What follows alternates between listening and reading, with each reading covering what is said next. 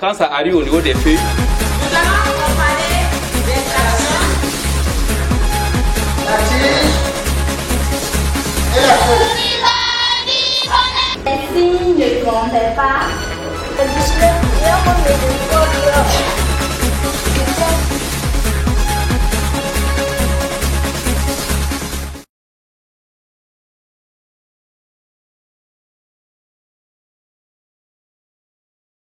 Bonjour chers élèves, c'est avec un réel plaisir que je vous retrouve en ce jour par le biais de la technologie pour cette séance de cours de philosophie. Je m'appelle M. Nakoulma Moïse, professeur certifié de philosophie des lycées et collèges.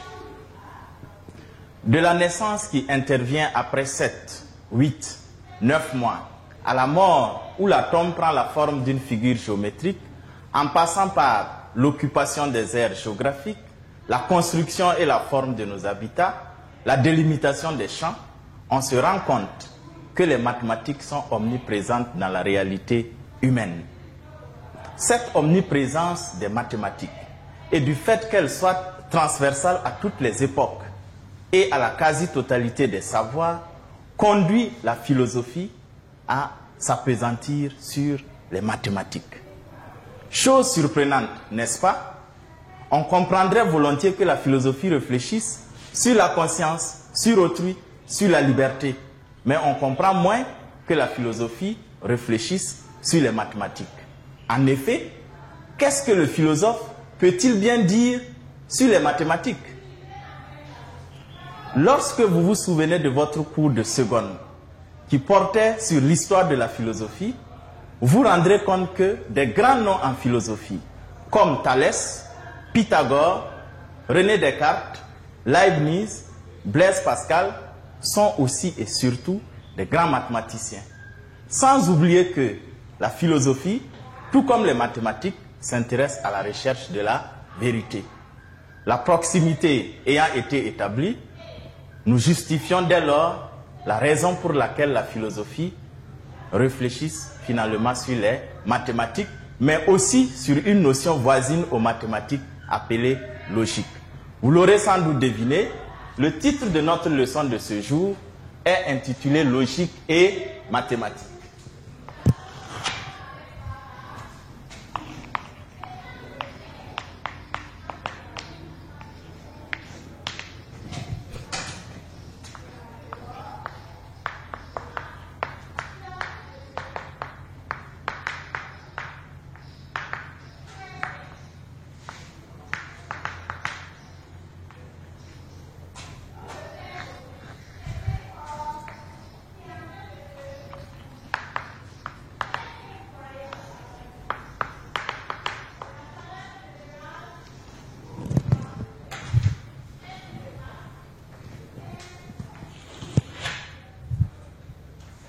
Que vous ayez l'ambition de faire des études en psychologie, en sociologie, en architecture ou en médecine, vous serez confronté aux mathématiques. Les mathématiques sont présentes, voire omniprésentes dans notre quotidien. Elles se présentent comme actrices de la transformation du monde.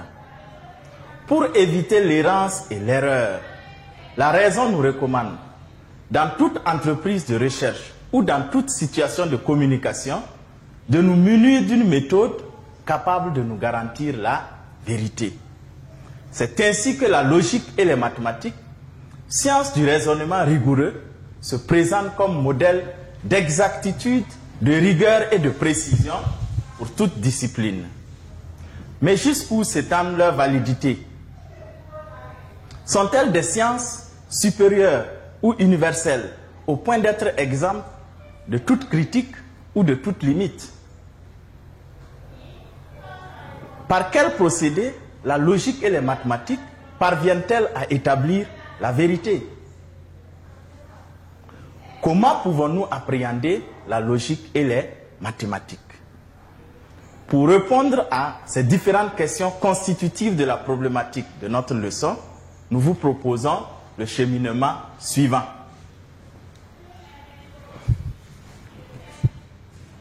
En grand 1, une approche définitionnelle.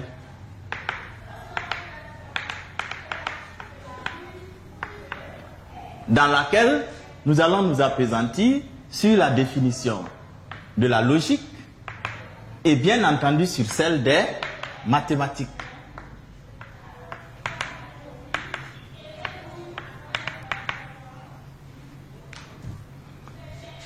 En grand 2, une analyse des caractéristiques principales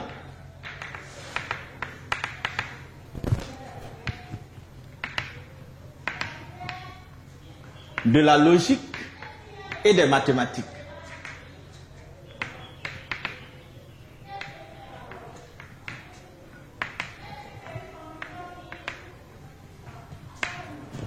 Et dans ce point, nous allons voir tour à tour, en petit 1, le caractère formel de la logique,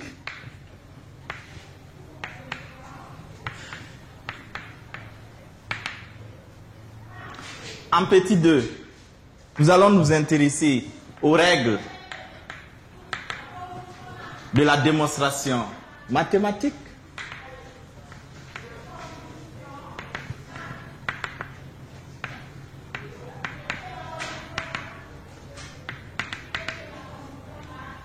En petit 3, nous allons nous appesantir sur les rapports qui existent entre la logique et les mathématiques.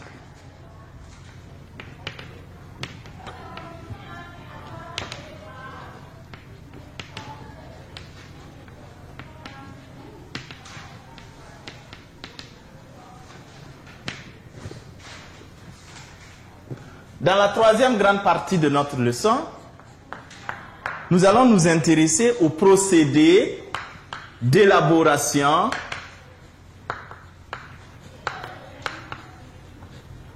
de la vérité dans les sciences formelles.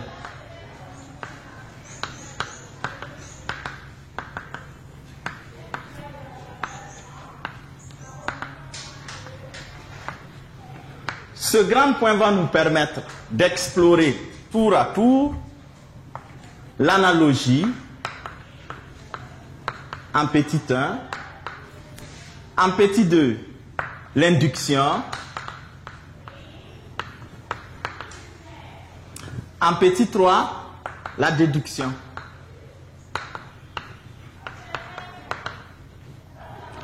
Dans le dernier grand point de notre chapitre, nous allons voir la valeur de la logique et des mathématiques.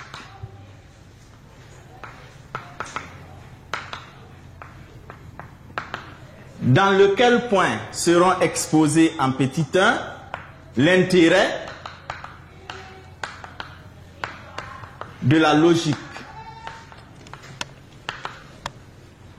et des mathématiques,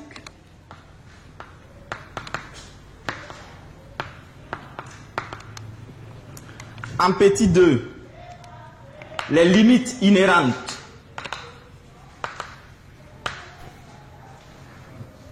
à la logique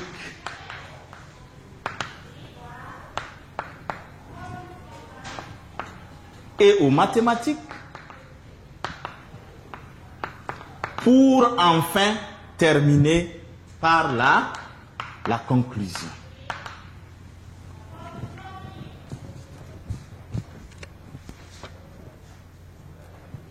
Grand 1, approche définitionnelle. La question la plus immédiate qui soit est de savoir qu'est-ce que la logique. Pour définir un mot, nous avons la possibilité de le définir selon le sens courant, selon le sens étymologique et selon le sens spécifique. Dans le langage courant, est logique ce qui suit certaines normes, ce qui est présenté clairement, rigoureusement, avec cohérence, s'agissant de la pensée. L'étymologie du mot logique est logique en grec. Ce mot devrait vous faire penser nécessairement à un autre mot, logos, qui signifie discours ou raison. La logique est donc ce qui est relatif à la raison. Sur le plan étymologique, nous pouvons dire de la logique qu'elle est la science du raisonnement. Elle est le bien pensé. De façon spécifique, donc philosophique, nous pouvons définir la logique comme une science formelle ayant pour objet la pensée et pour objectif de dégager les règles de la pensée ou les règles pour la direction de l'esprit, pour reprendre une expression chère à René Descartes. L'histoire de la philosophie attribue la paternité de la logique au philosophe de l'Antiquité grecque Aristote.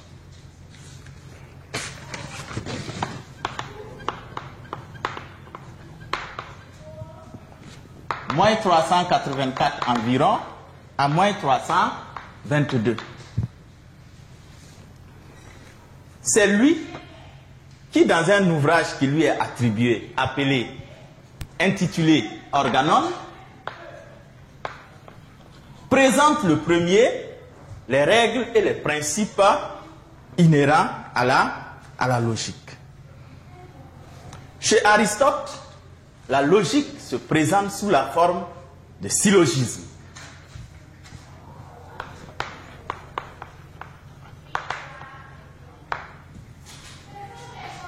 Vous allez me demander, qu'est-ce que le syllogisme?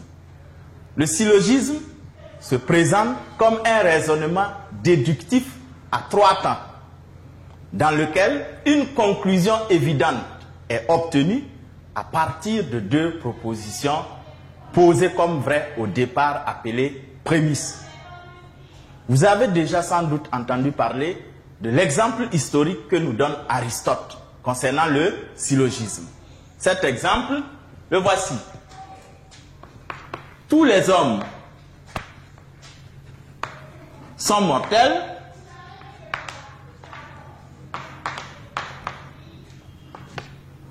or Socrate est un homme, donc Socrate est mortel. Voici un exemple de syllogisme. Donc, la dernière phrase étant appelée la conclusion et les 2 premières phrases ou propositions étant bien entendu appelées prémices. Il faut savoir qu'en dehors du syllogisme d'Aristote, nous avons d'autres formes de logique, à savoir le symbolisme ou le formalisme proposé par Leibniz,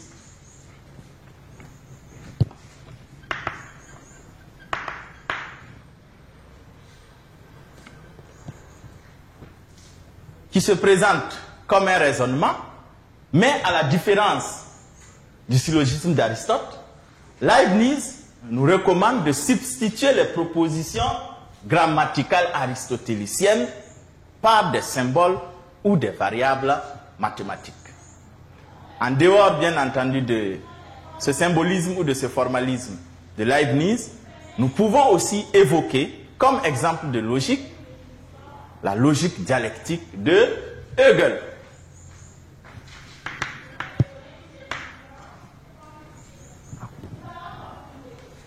Chez Hegel, le raisonnement logique est celui qui prend la forme d'une contradiction entre une thèse et une antithèse, laquelle contradiction est résolue dans une synthèse.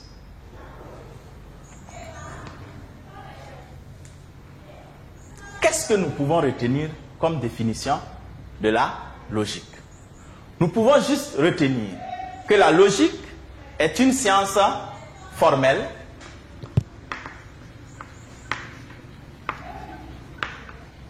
qui a pour objet la pensée et pour objectif de dégager les lois ou les règles de la pensée.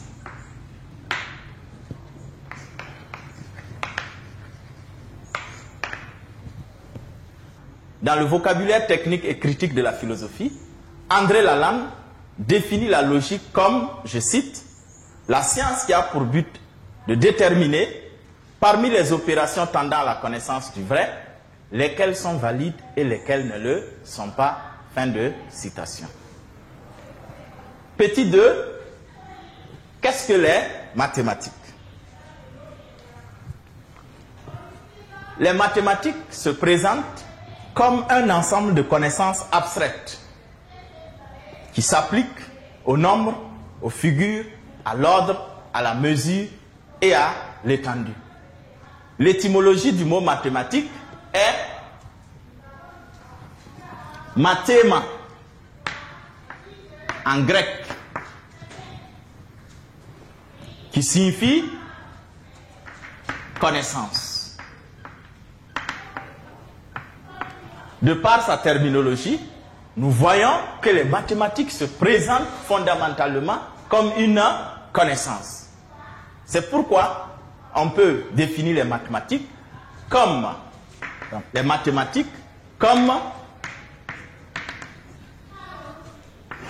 la science des nombres, des figures, de l'ordre, de la mesure et bien entendu de l'étendue.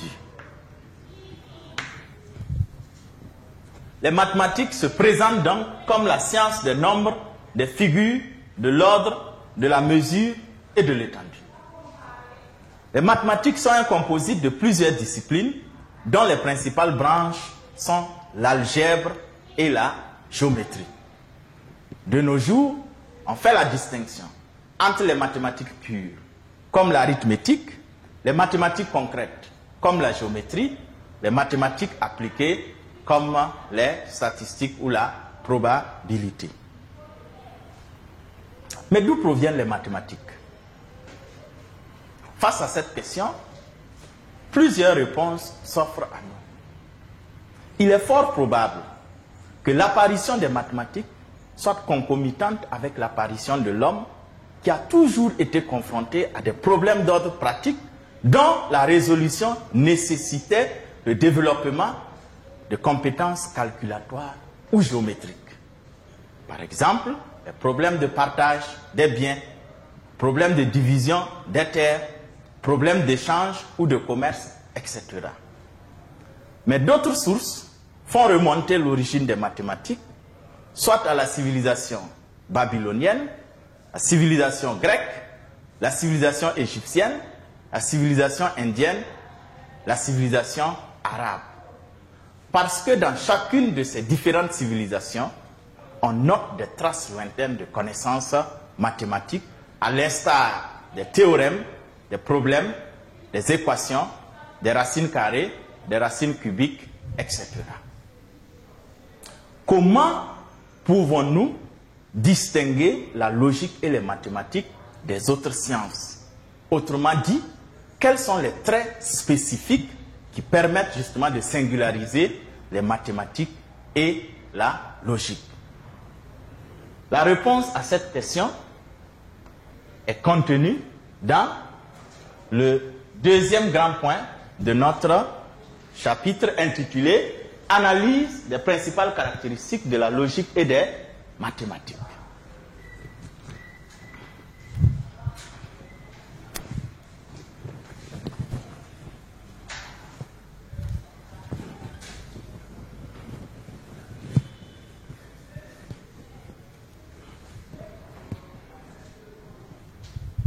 Petit 1, le caractère formel de la logique. Vous souvenez-vous de comment nous avions défini la logique? Nous avions dit de la logique qu'elle se présentait comme une science formelle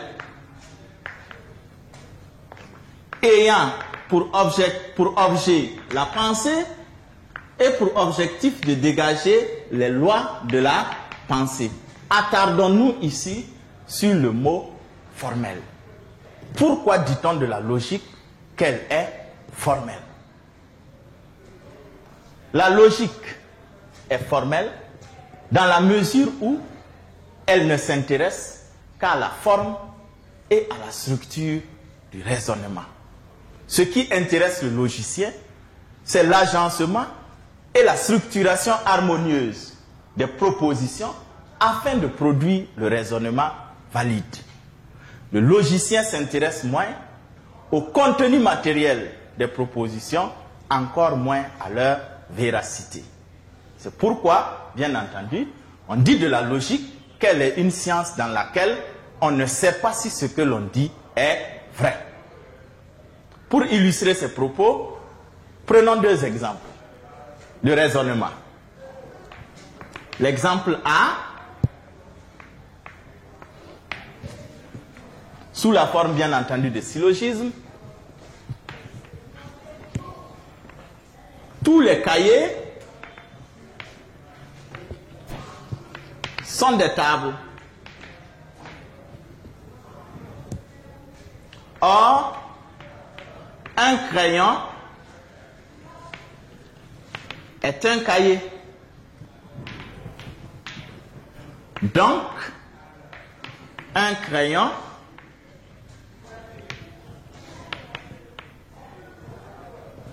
est une table. Exemple B.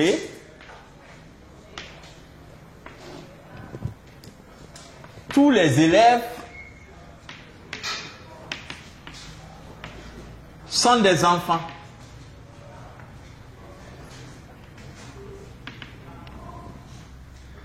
Or, Ali est un enfant.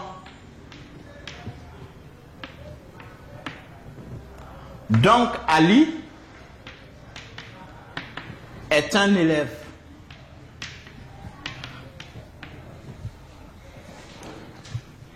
À l'analyse et à l'observation, on se rend compte que le raisonnement de l'exemple A est un raisonnement valide, quoique chacune de ces propositions soit fausse. Les cahiers sont loin d'être des tables, le crayon est loin d'être un cahier, le crayon n'est pas une table. Mais le raisonnement tel que structuré est valide. Le raisonnement de l'exemple B est non valide, quoique chacune de ces propositions soit vraie. Pour que ce raisonnement soit valide, on aurait dû dire « Or, Ali est un élève, donc Ali est un enfant ». Mais présenté sous cette forme, le raisonnement est non valide. C'est donc la preuve que la logique comme science formelle s'intéresse à la forme et à la structure du raisonnement et demeure indifférente à la réalité, voire à l'expérience sensible. Pour s'assurer de la validité du raisonnement, le logicien est tenu au respect de certains principes inhérents à la logique. Parmi ces principes, nous pouvons citer le principe de non-contradiction, le principe d'identité, le principe du tiers exclu, le principe de la raison suffisante. Quelles sont les caractéristiques des mathématiques? Donc, petit 2, les règles de la démonstration mathématique. Les mathématiques sont une science formelle, portant sur les figures, les nombres, l'ordre, l'étendue et la mesure. Ce qui fait l'originalité d'une connaissance mathématique, c'est d'être établie par la démonstration. La démonstration est une opération de l'esprit visant à établir des résultats exacts à partir des propositions antérieurement démontrées ou données pour vraies. Nous constatons dès lors que la démonstration s'élabore à partir des propositions non démontrées.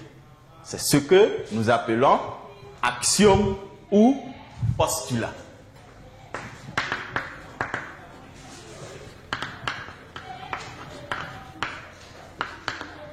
Les axiomes et les postulats se présentent comme des propositions données pour vraies, non démontrées, mais qui permettent justement, mais servant de fondement pour tout système mathématique. C'est parce qu'il utilise les axiomes et les postulats que le mathématicien se sert souvent des expressions suivantes. Soit, posons, si, supposons. Jusqu'à présent, nous avons présenté la logique et les mathématiques comme deux sciences distinctes. Est-il possible d'établir une similitude ou encore une complémentarité entre la logique et les mathématiques? Petit 3, les rapports entre la logique et les mathématiques.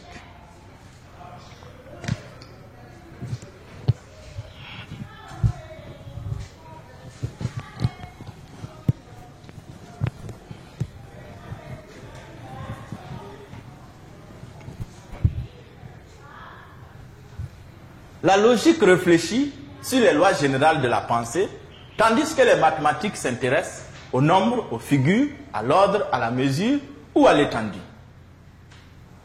À l'analyse et à l'observation, nous remarquons que ces deux activités sont distinctes de par leur nature, mais aussi de par leur objet d'étude. Mais quoique différentes, on peut néanmoins établir des caractéristiques communes entre ces deux notions. Il y a comme une sorte de pont ou une sorte de passerelle qui serait jetée finalement entre ces deux sciences. Parmi les caractéristiques communes à la logique et aux mathématiques, nous pouvons d'abord mentionner le caractère abstrait. En effet, ce qui fait la particularité de la logique et des mathématiques, c'est que ce sont des sciences qui peuvent justement se détacher de la réalité sensible.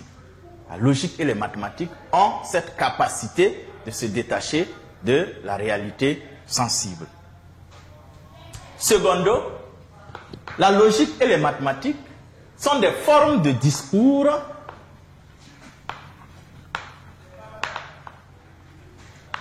cohérents et bien entendu rigoureux, permettant in fine d'obtenir des résultats précis, évidents, voire même apodictiques. C'est la raison pour laquelle on les appelle des sciences exactes, par opposition aux sciences humaines qui comportent une certaine dose de subjectivité. On peut aussi mentionner comme caractéristique commune à la logique et aux mathématiques le fait que la logique et les mathématiques ont en partage une communauté de langue et de structure. C'est-à-dire qu'il y a comme une sorte de complémentarité entre la logique et les mathématiques. En effet, les mathématiques s'inspirent de la cohérence et de la rigueur du raisonnement logique, au point où l'on peut parler de logicisation des mathématiques. En retour, pour éviter les pièges du langage ordinaire, préjudiciables à la logique, Leibniz, que nous avons vu tantôt, préconise de substituer, donc de remplacer, les propositions grammaticales aristotéliciennes par des symboles, des variables, comme P, Q, R, S, donc le connecteur de la négation, le connecteur de la conjonction, le connecteur de la disjonction, le connecteur de l'implication, le connecteur de l'équivalence. En résumé, Leibniz propose de remplacer les propositions grammaticales contenues dans la logique traditionnelle ou la logique classique d'Aristote par des symboles mathématiques. C'est pourquoi on appelle logique moderne le symbolisme ou le formalisme proposé par Leibniz. Donc ici, si vous avez très bien compris, il s'agit d'une mathématisation de la logique. Nous venons de voir que la logique et les mathématiques entretiennent entre elles des rapports si étroits qu'il est impossible de parler de l'une sans l'autre. L'évocation de l'une implique nécessairement celle de l'autre. Dans le processus d'élaboration de la vérité, les sciences formelles font recours à la méthode hypothético-déductive, c'est-à-dire la connaissance par démonstration à partir d'hypothèses. La méthode hypothético-déductive est caractérisée par la généralité, l'objectivité, la neutralité et bien entendu l'universalité. La méthode hypothético-déductive permet d'aboutir à des résultats sûrs. C'est la raison pour laquelle, dans Introduction à la philosophie, Karl Jaspers écrit, je cite, « Dès qu'une connaissance s'impose à nous pour des raisons apodictiques, elle devient aussitôt scientifique. » Donc la démonstration peut se déployer sous plusieurs formes. L'analogie, l'induction ou la déduction. Qu'est-ce que l'analogie? Donc à petite heure, nous allons bien entendu nous intéresser à l'analogie. L'analogie est une forme de raisonnement. L'analogie est une forme de raisonnement qui consiste à s'appuyer sur une ressemblance pour tirer une conclusion dans laquelle on applique à la seconde réalité les caractéristiques de la première. Vous avez certainement dû voir l'analogie lorsque vous avez abordé le cours sur autrui, car l'analogie est une forme de connaissance d'autrui. Par exemple, lorsque je suis triste, je pleure. Par conséquent, lorsque je vois une personne pleurer, je tire la conclusion que cette personne est triste. Voici un exemple de raisonnement par analogie. Au sens mathématique, l'analogie permet, par exemple, de connaître la quatrième proportionnelle d'un rapport où les trois termes sont déjà connus. Prenons cet exemple. 2 sur 4 égale à x sur 28. C'est parce que j'applique à la seconde équation les caractéristiques de la première que je peux tirer la valeur de x qui est ici égale à 14 en appliquant bien entendu la règle du principe de 3. On peut retenir de l'analogie qu'elle est simplement une forme de raisonnement qui permet de tirer des conclusions en vertu d'une ressemblance ou d'un rapport de ressemblance. Quoique l'analogie permette de tirer des hypothèses, la valeur probante de ces conclusions reste limitée. Qu'en est-il de l'induction? Donc, en dehors du raisonnement par analogie, nous avons l'induction. Le procédé inductif est une forme de raisonnement qui aboutit à une conclusion à partir d'un nombre de cas limité. Dans une démonstration inductive, on part de l'examen d'un échantillon pour tirer des résultats globaux ou généraux. Pour schématiser, d'aucuns diront que dans l'induction, on part bien entendu du particulier pour aboutir au général. Je prends un exemple. Après avoir observé des millions d'oiseaux blancs, je tire la conclusion que tous les oiseaux sont blancs. Ou sans avoir nécessairement goûté aux eaux de toutes les mers, et après avoir fait l'expérience d'une ou de deux mers, je tire la conclusion que l'eau de la mer est salée. Voici un exemple de raisonnement par induction.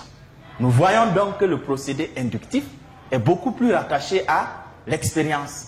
Et c'est pourquoi ce procédé inductif est privilégié dans les sciences expérimentales comme la biologie. Alors, ce qu'il faut retenir, c'est que l'induction est une opération non féconde, mathématiquement parlant, car l'induction ne garantit pas la fiabilité, l'exactitude ou l'évidence des résultats. Qu'en est-il finalement de la déduction? Alors, contrairement à l'induction, nous avons présenté comme étant une forme de raisonnement qui part du particulier vers le général. La déduction, quant à elle, part bien entendu du général vers le particulier.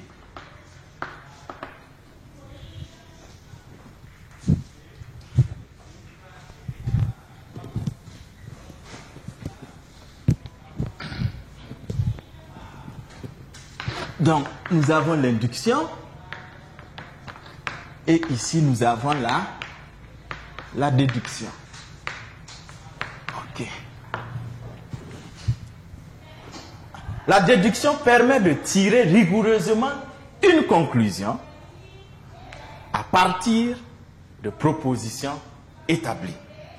La conclusion devient dès lors la conséquence nécessaire, la conséquence directe des propositions déjà admises comme vraies. Souvenez-vous du syllogisme d'Aristote. Tous les hommes sont mortels. Or, Socrate est un homme, donc Socrate est mortel. Vous voyez qu'ici, si nous sommes d'accord avec les deux premières propositions, la conclusion tombe à pic. La conclusion devient évidente, elle devient nécessaire.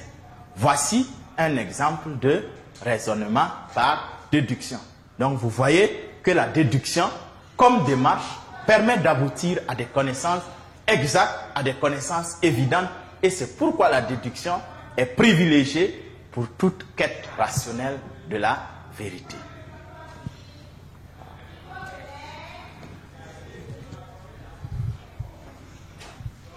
Alors, les mathématiques, si effrayantes, les mathématiques, si difficiles, les mathématiques, si complexes pour certains d'entre nous, servent-elles finalement à quelque chose?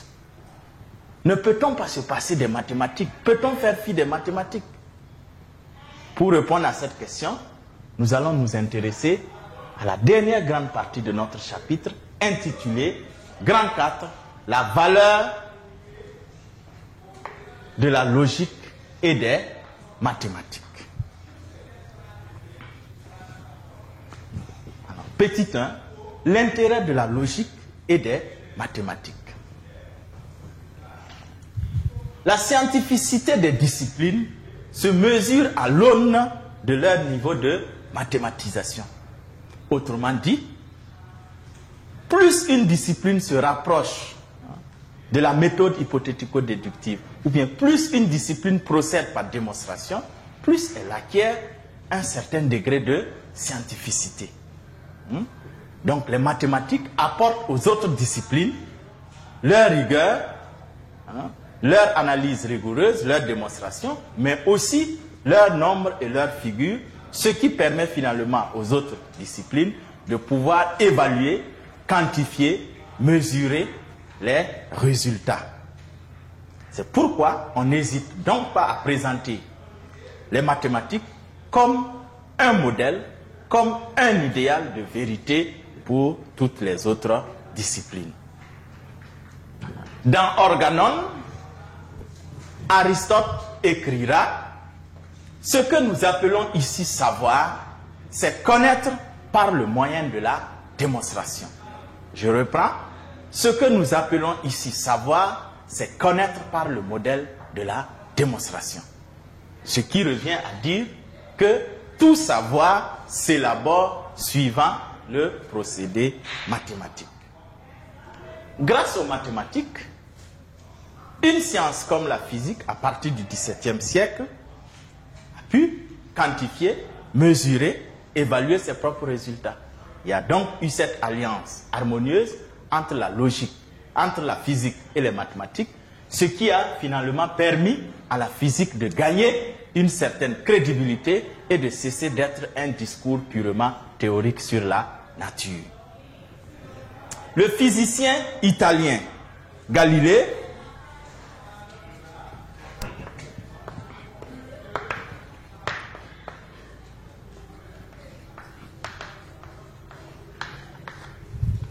avait très bien compris l'importance des mathématiques lorsqu'il estime que les mathématiques sont essentielles et nécessaires à la compréhension de la nature. Car, écrit-il dans une citation que vous connaissez sans doute, je cite, « Le grand livre de l'univers est écrit en langage mathématique. » Fin de citation. Ces propos du physicien italien Galilée sont confirmés par le penseur et scientifique français Henri Poincaré.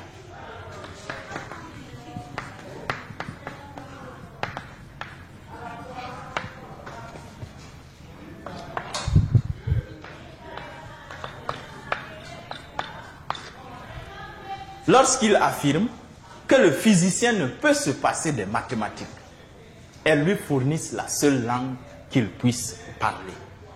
Je reprends, le physicien ne peut se passer des mathématiques. Elles lui fournissent la seule langue qu'il puisse parler. Fin de citation. Aussi paradoxal que cela puisse paraître, la philosophie elle-même a pour préalable la connaissance des mathématiques. Donc, connaître les mathématiques est une nécessité et même une exigence préalable pour être initié à la philosophie. Les mathématiques ont finalement cette vertu de nous apprendre que la vérité ne se retrouve pas dans les illusions du monde sensible, mais plutôt dans le monde intelligible. C'est pourquoi Platon avait écrit sur le fronton de son école, l'Académie, je cite, que nul n'entre ici s'il n'est géomètre. Donc Platon avait écrit sur le fronton de l'Académie que nul n'entre ici s'il n'est géomètre, comme pour souligner que pour être initié à la philosophie, on avait au préalable besoin de connaissances et d'une maîtrise des mathématiques.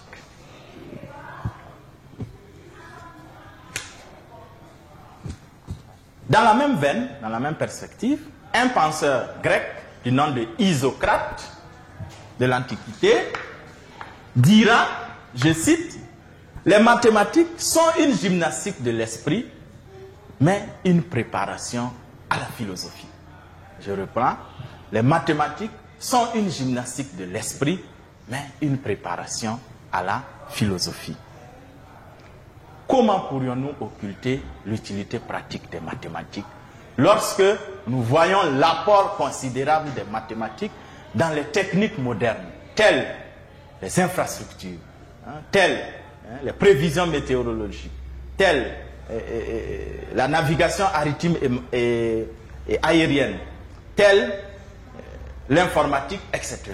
Donc nous voyons que dans toutes ces techniques modernes, il y a bien entendu un apport réussi, un apport considérable, un apport non négligeable des mathématiques qui finalement ont permis de préciser et de rendre ces techniques-là plus précises et plus modernes. Nous avons souligné l'intérêt ou l'utilité des mathématiques. Qu'en est-il finalement de la logique? Alors, la logique nous permet d'accéder à la science, car elle étudie le mode de raisonnement de la pensée. Vous l'aurez sans doute compris, il ne peut pas y avoir de science si au préalable on ne s'est pas accordé sur comment il faut raisonner. Donc la logique, permettant finalement de dégager les lois générales de la pensée, nous permet finalement de raisonner pour pouvoir aboutir à une connaissance sûre, exacte et valide. D'ailleurs, Aristote avait très bien compris la nécessité ou l'importance de la logique lorsqu'il la présentait comme l'outil indispensable qu'il faille acquérir avant d'espérer connaître véritablement. Grâce à la logique, nous pouvons tenir des discours cohérents. Nous pouvons nous servir correctement de la raison. Et la logique intervient finalement dans plusieurs domaines, comme la littérature, comme la science. La logique nous permet d'argumenter, de démontrer, de transmettre nos connaissances, nos savoirs, etc. Bien que la logique et les mathématiques soient perçues comme incontournables, comme modèle pour toute science en quête d'exactitude et de rigueur, sont-elles exemptes de toute critique? Toute vérité s'obtient-elle par l'entremise de la logique ou des mathématiques? Vous l'aurez bien compris, cette question nous permet de mettre en exergue les limites inhérentes à la logique et aux mathématiques. Petit 2, les limites de la logique et des mathématiques. Si les mathématiques et la logique apparaissent comme un modèle de savoir devant inspirer les recherches et les initiatives humaines, force est de constater qu'elles comportent des limites. Les mathématiques, science du raisonnement rigoureux, permettant d'établir des résultats exacts, précis, évidents, ont paradoxalement pour point de départ des propositions non démontrées. Il vous souviendra que c'est ce que nous avons appelé axiome et postulat.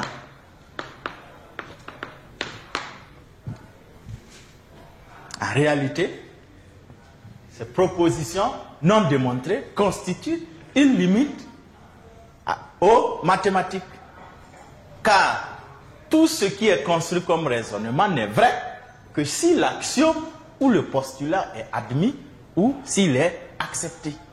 Si l'on n'est pas d'accord avec l'axiome ou le postulat, cela veut dire que tout ce qui suit s'écroule comme un château de cartes.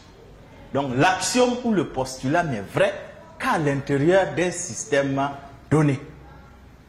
L'exemple le plus illustratif et le plus éloquent, c'est bien entendu l'effondrement au cours de la première moitié du XIXe siècle du 5e postulat d'Euclide, qui stipulait que par un point pris hors d'une droite, on ne peut mener qu'une seule droite parallèle. Les mathématiciens, à l'instar de Riemann et de Lobachevsky, vont émettre d'autres postulats, à savoir que si l'on prend un point hors d'une droite, on ne peut mener aucune droite parallèle, car à l'infini, peut-être les droites vont se recouper. Ou on peut mener plusieurs droites parallèles. À leur étonnement, ces postulats leur ont permis d'aboutir à des systèmes géométriques féconds. C'était une véritable révolution. Donc c'est la preuve que l'axiome ou le postulat n'est vrai, n'est valide qu'à l'intérieur d'un système donné.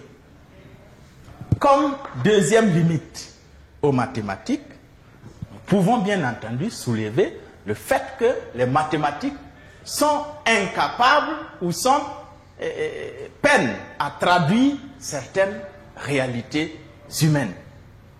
Comment mathématiquement pouvons-nous mesurer une joie, une tristesse qui sont constitutives de la vie ou de l'existence?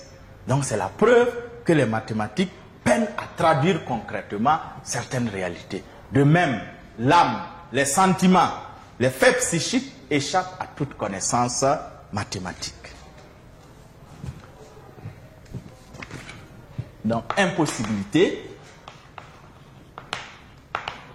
de traduire certaines réalités humaines, certaines réalités de la vie humaine, comme les sentiments, comme l'âme, etc. Alors, quant à la logique, nous pouvons relever comme limite qu'elle est aussi limitée par son incapacité à démontrer les propositions de base.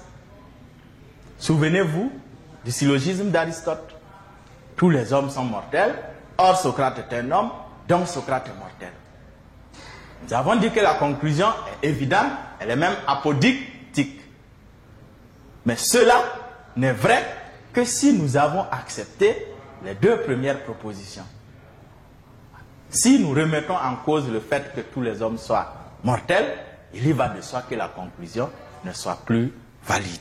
Donc au niveau de la logique, on peut reprocher à la logique les mêmes tares que les mathématiques, dû au fait qu'elles sont basées sur de simples hypothèses ou de simples propositions non démontrées.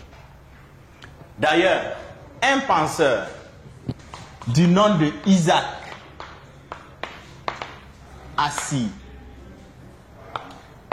Asimov dira: le malheur, c'est qu'on peut prouver n'importe quoi en logique en s'appuyant sur la logique rigoureuse de la raison, à condition de choisir les postulats appropriés.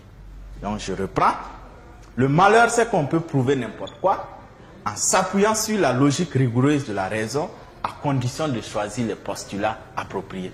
Autrement dit, si l'on choisit des axiomes et des postulats appropriés, alors nous pouvons démontrer n'importe quelle hypothèse. Souvenons-nous que la rigueur, la cohérence de la logique ne servent pas toujours les causes de la vérité.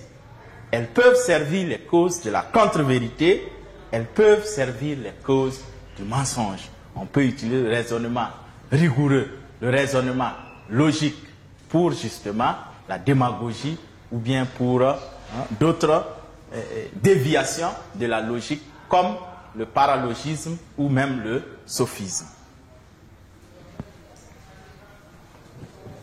Alors, que pouvons-nous retenir en définitive?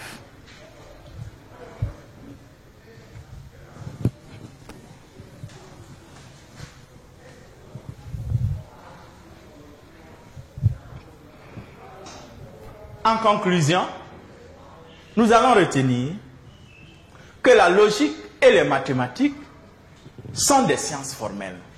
Et les sciences formelles font partie intégrante de la trilogie qui forme la science.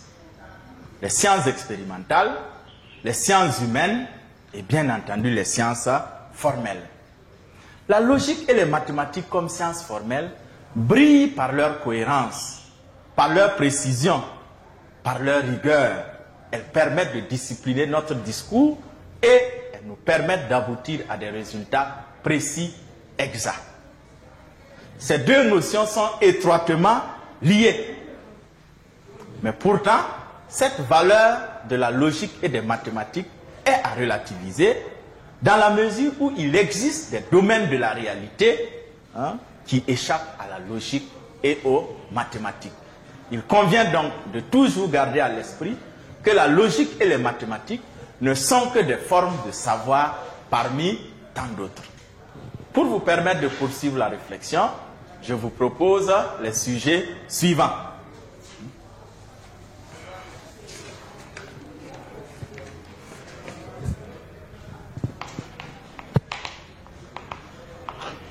Sujet 1.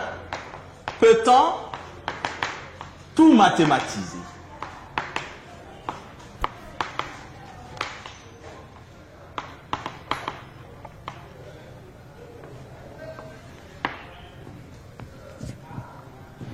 Sujet 2. La validité d'un raisonnement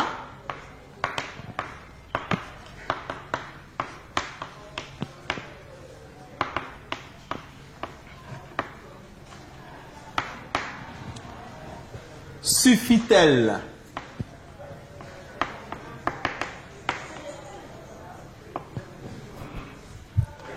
à garantir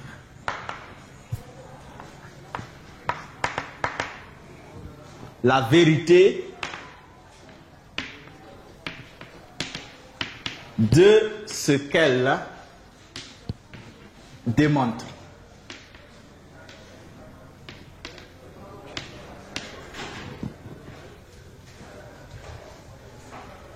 Nous sommes au terme de notre cours. J'espère avoir stimulé votre amour pour les mathématiques et pour la logique. Et c'est avec plaisir que je vous retrouve la prochaine fois. N'oubliez pas de traiter vos exercices. Au revoir.